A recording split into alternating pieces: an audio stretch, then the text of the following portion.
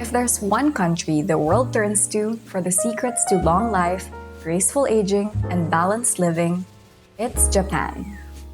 It's not just the food or the skincare, though that's great too. It's their everyday habits. Little things they do so naturally, we almost miss how powerful they are.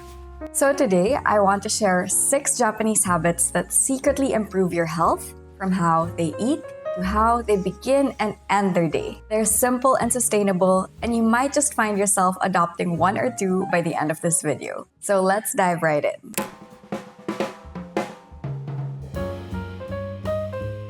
In Japan, many people have at least one health habit they never skip. Rain or shine, busy or tired. It could be a morning stretch, drinking green tea every day, or taking a short walk to the train to get to work. And this health habit has become something as second nature as brushing their teeth. For example, a lot of elderly Japanese do radio calisthenics every morning. Same movements, same routine. Why? Because consistency beats intensity. It's not about doing everything perfectly. It's about doing one thing reliably. For me, my non-negotiable is drinking half a liter of water when I wake up, no matter what. And the small action trickles to a bigger impact because starting the day well hydrated naturally makes me want to reach for more water throughout the day. You can even do habit stacking by adding a new habit to a current habit. For example, if you already have that good habit of fixing your bed every morning, you can follow that up with opening your curtains and getting some sun for 10 minutes. Studies show that a bit of sun exposure between 6:30 to 9 a.m. can boost your vitamin D, energy, and mood. The sun is nature's caffeine, and taking a moment for it is a better way to start the day than scrolling through your phone. Habit stacking can be very effective, but start with one non-negotiable first and focus on staying consistent at it. If you have one already, feel free to share it in the comments below so we can take inspiration from one another.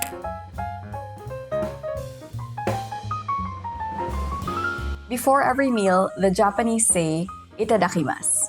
This means, "I humbly receive." It's a moment of gratitude for the food, the hands that prepared it, and everything that brought it to the plate, from the plants and animals to the farmers and cooks. It's very easy to take everyday things like meals for granted, so this piece of Japanese culture is a nice reminder to really just be aware and appreciative of the good food we get to eat. This habit creates a pause before eating, helping shift your brain out of its usual autopilot mode and into the present moment. It helps shift the entire eating experience from mindless to mindful. Practicing gratitude before meals can help you enjoy your food more, improve digestion, and even reduce overeating. And practicing gratitude regularly can be linked to reduced depression and anxiety. Even if you're not Japanese, you might already do something similar, like saying grace before meals.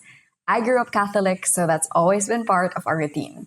It's really the same idea, intentional gratitude before eating. So the next time you eat, take a breath.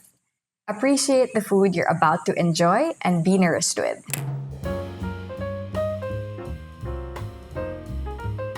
Let's talk about structure. One of the most balanced and time-tested ways the Japanese eat is something called ichiju sansai, which means 1 soup, 3 dishes. It might sound fancy, but it's really just a balanced way to eat. And that little bowl of warm soup, it actually does a lot. It helps you feel full sooner, it adds hydration, and it warms up your digestion. For the Japanese, their 1 soup, 3 dishes would usually include a miso soup, a protein, and 2 vegetable-based dishes, whether raw, cooked, or fermented. Then finished off with a bowl of rice as an option. Simple, balanced, and nutritionally complete without being heavy. No need for a 10-step complicated recipe to put this together. It's a habit that naturally creates portion control, variety, and nutrient diversity. Now, in the Philippines, a lot of us grow up with a classic rice and ulam setup, maybe some adobo, longganisa, or bangus. It's simple and filling, but what's nice about the ichiju sansai mindset is that it encourages us to add just a little more variety and nutrients. Like maybe throw in a warm soup and add 1 or 2 veggie sides like ensaladang talong, steamed okra, or even leftover munggo. It's not about perfection, it's about slowly leveling up the plate you already love.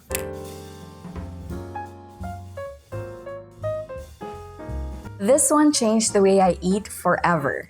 It's called Hara Hachibu, and it means eat until you're 80% full. This is practiced in Okinawa, one of the world's blue zones where people live longer than average. The idea is simple: you stop eating before you feel stuffed. Why? Because there's a natural delay between your stomach feeling full and your brain realizing it. By stopping at 80%, you give your body time to catch up, so you avoid that heavy, sluggish feeling after meals.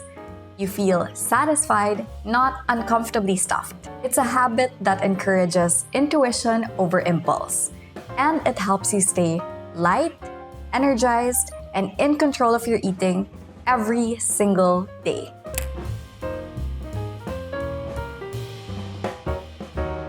When was the last time you walked through trees and didn't rush it?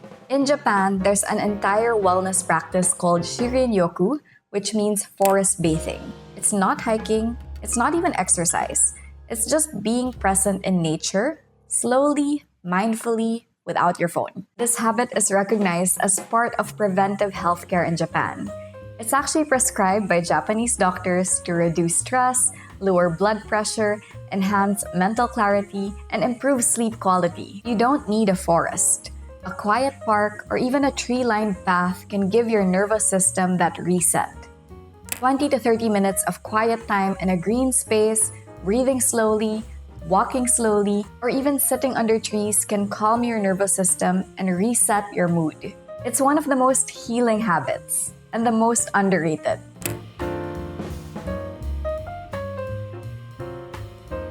The last habit is something I like to call start clean and clear. In many Japanese homes, the day starts with a light tidy up, making the bed, opening the windows, resetting the space. And before sleeping at night, everything's put back in place. Nothing fancy, just order. It's more than just a cleaning routine. It's a mindset. When your space feels calm, your mind follows. For the rest of us, that might mean wiping down the kitchen counter, picking up our toddler's toys, or writing down tomorrow's to-do list before bed. It's a simple ritual that turns chaos into clarity. Clean space, calm mind. That's the idea. When you treat your environment with care, it becomes easier to treat yourself with care too.